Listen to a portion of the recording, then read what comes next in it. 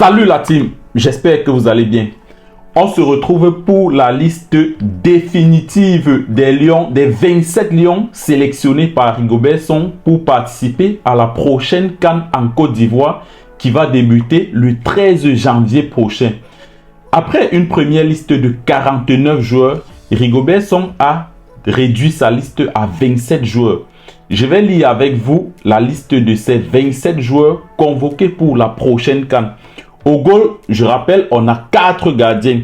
On a premièrement André Onana, sans surprise, qui évolue du côté de Manchester, qui passe certainement l'une des pires saisons de sa carrière. On a Davis Epassi, qui ne joue pas de match. On a Simon Gapadouembout, qui évolue du côté de Marseille, à la réserve de Marseille. On a Fabrice Ondoa, qui est le 4e gardien. Et on a 9 défenseurs.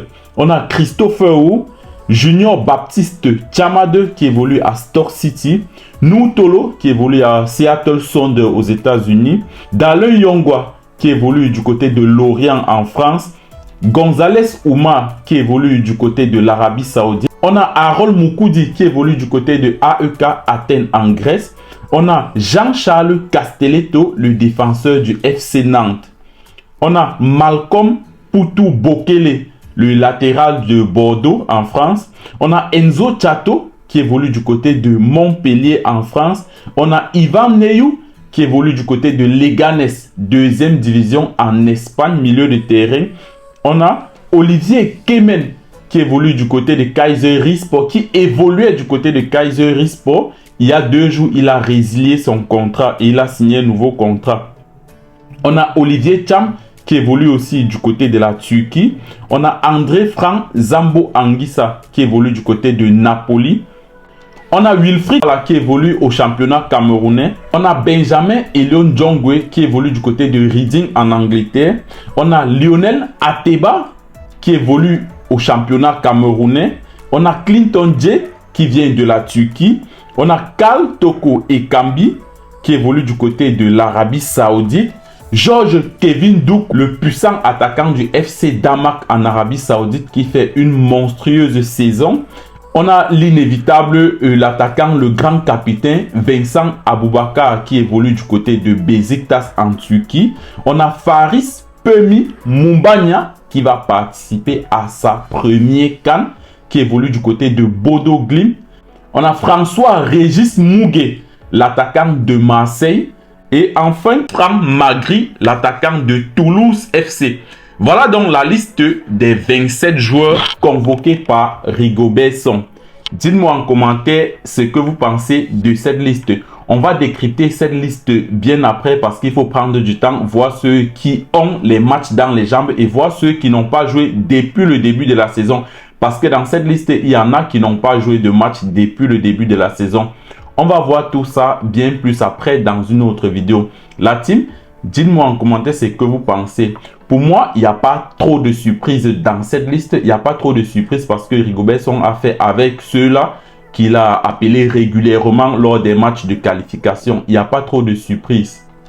Il y a peut-être 2 ou 3 joueurs qui n'ont pas joué les matchs de qualification. Sinon, tous les autres qui ont joué, c'est les joueurs qui ont pris part au match de qualification. Maintenant, la grande surprise, c'est Choupo-Moting, Eric Marcin Choupo-Moting. Beaucoup vont être surpris, mais lorsqu'on voit le parcours de Choupo-Moting cette année, on comprend qu'il ne méritait pas cette CAN. Et j'avais fait une vidéo où je dénonçais cela, parce qu'à chaque fois, Choupo-Moting trouvait une excuse. Je ne sais pas si en interne, Choupo-Moting a un autre problème. Ça, honnêtement, je ne sais pas. Mais je sais que Choupo-Moting était régulièrement convoqué, mais à la dernière minute, il ne venait pas pour des raisons qu'il n'expliquait pas. Et moi, ça me fait mal, ça me fait beaucoup mal parce que je me rappelle qu'on a chassé le dernier coach. L'une des causes, c'était Choupo-Moting. Parce qu'à la dernière CAN, Choupo-Moting n'était pas titulaire. Et ça, même Eto'o avait parlé de ça. C'est l'une des raisons pour lesquelles on a chassé le dernier coach des Lions. Et voilà, aujourd'hui, on a Rigobert Song. Choupo-Moting fait les mêmes choses. Il vient quand il veut. Moi, ça me dérange beaucoup. C'est vrai, c'est un coup dur. Perdre Choupo-Moting, aller à la CAN sans Choupo-Moting, c'est un coup dur parce que Choupo-Moting, le nom même seulement, ça pèse. Seulement comprendre que Choupo-Moting joue, ça pèse. Et on imaginait l'attaque, la combinaison Vincent Aboubakar Choupo-Moting. Mais lorsqu'on voit les qualifications, On n'a pas eu cette attaque entre Vincent Aboaka et Choupo-Moting. Pourquoi est-ce qu'à la CAN, on va nous aligner cette attaque? Donc moi, personnellement, en dehors d'un quelconque problème en interne, je ne suis pas du tout surpris par la non-convocation de Eric Maxime Choupo-Moting. Après, on va voir, son père aime bien faire des sorties. On espère que son père va faire une sortie claire, nous expliquer ce qui se passe avec son fils. Pourquoi est-ce qu'il est convoqué et il ne vient pas? Dernièrement, le match en Russie, les gens ont trouvé des raisons. Les gens ont dit que non, il évolue en Allemagne et la Russie avec l'Allemagne, c'est pas ça. Mais presque tous les joueurs évoluent en Europe. D'autres viennent de la France, d'autres viennent de la Belgique, de tous les pays de l'Europe. Pourquoi est-ce que c'est Choupo-Moting seul qui a les problèmes avec la Russie? Donc moi je ne trouve pas ça comme une excuse valable, parce que ce n'est même pas seulement, bon, il pouvait même esquiver le match contre la Russie, mais on a joué le Sénégal en France. Au moins le match du Sénégal, Choupo-Moting pouvait honorer à ce match, mais non, il n'était pas là. Donc, comme vous avez compris, la grande surprise pour certains, ça doit être la non-convocation de Eric Maxime Choupo-Moting. Après, on va voir en détail les autres. Là, pour le moment, ce qui frappe à l'œil, c'est vraiment Choupo-Moting. Et c'est une information qui circulait déjà depuis quelques jours. Donc, pour le moment, ce n'est même plus une surprise parce qu'on le savait déjà. Et c'est évident. Après, on a les locaux. On a les locaux qui sont là. On a Lionel Ateba. Je ne sais pas trop. Il n'est pas le meilleur buteur du championnat camerounais. Bon, là, vraiment, le coach a ses raisons. Le coach sait pourquoi est-ce qu'il a convoqué Lionel Ateba. Et après, il y a aussi Matam Douala. Bref, on va voir en détail. On va essayer de comprendre la saison de Douala. Qu'est-ce qu'il a apporté cette saison au championnat camerounais? Pourquoi est-ce qu'il est convoqué?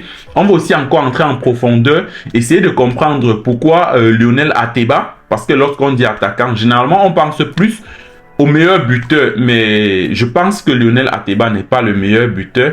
Je ne suis pas en train là de dire que Rigobert Song a mal fait de convoquer Lionel Ateba, mais juste qu'il faut qu'on comprenne pourquoi le choix est porté sur Lionel Ateba. C'est juste ça la question. Pourquoi le choix est porté sur lui? On peut aussi soulever l'absence des joueurs phares comme Brice Mouminga Malo qui est constant depuis au moins 5 à 6 ans. Il est régulier en équipe nationale. On a aussi Koundé Pierre Malon qui physiquement apportait beaucoup. Mais c'est dommage pour Koundé Malon parce qu'on a Ivan Neyou qui est venu en force. Donc Ivan Neyou a tout bousculé et je crois qu'il vient même en tant que titulaire.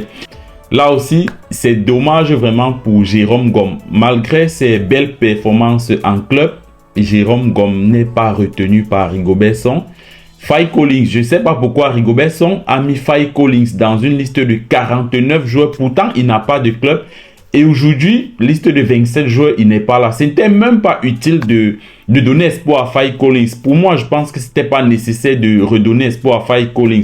Il n'y avait pas à remettre Faye Collins dans cette liste. Après, tu as aussi Gaël Ondoa. C'est vrai que depuis qu'il est là, c'est pas trop ça. Gaël Ondoa, vraiment, il faut se dire les vérités. Il joue parce qu'on n'avait pas mieux. On n'avait pas mieux que ça. Sinon, c'était pas trop ça. Depuis qu'il vient, c'est vrai, il se donne à son niveau, mais on dit souvent que la plus belle femme du monde ne peut que donner ce qu'elle a. Donc, Gaël Ondoa, il s'est donné à fond. Il donnait ce qu'il avait, mais ce n'était pas suffisant pour l'équipe nationale du Cameroun. Maintenant, d'autres vont parler de Nicolas Nkoulou. Je ne sais pas trop. Mais bon, en gros, Rigobert Song a été cohérent. Hein. Selon moi, il a été cohérent au moins sur la liste.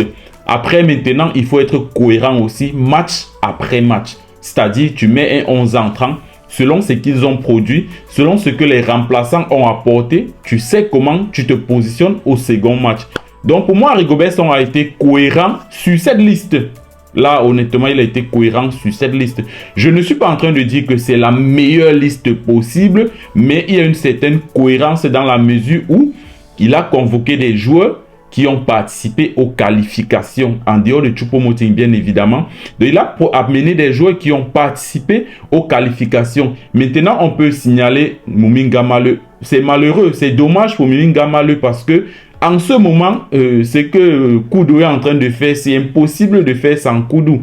C'est dommage. Peut-être l'absence de Brian Bemo pouvait faire penser en Gamalo, mais c'est vraiment dommage. Je crois que c'est même le grand perdant. Mouminga Malo, c'est le grand perdant de cette liste.